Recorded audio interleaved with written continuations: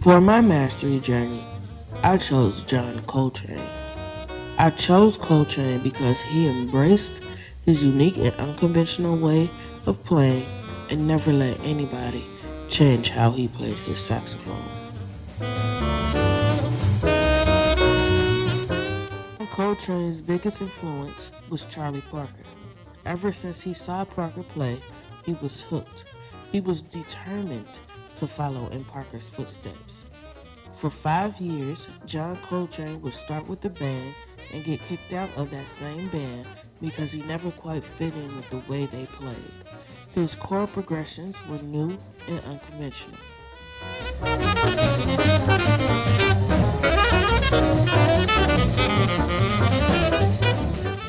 In 1955, he joined the band with one of my favorite jazz trumpet players, Miles Davis. Davis noticed that Coltrane was a brilliant saxophonist.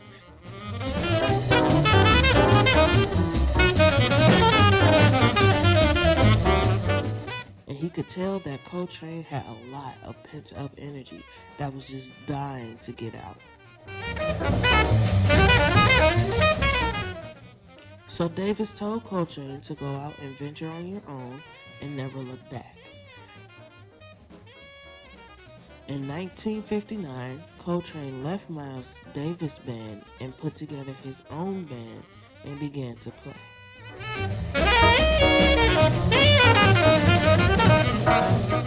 Although his new sound was put off by many listeners, his critics noticed something special in him. His first album, Giant Steps, was a huge success. Its chord progressions and key changes were a new sound, and later became known as Coltrane changes and are still used today by jazz musicians everywhere. If I could ask Coltrane two questions, they would be, how did you stay motivated when you first started out and getting kicked out of multiple bands? And what was the most important thing you learned while with these bands that helped you when you formed yours?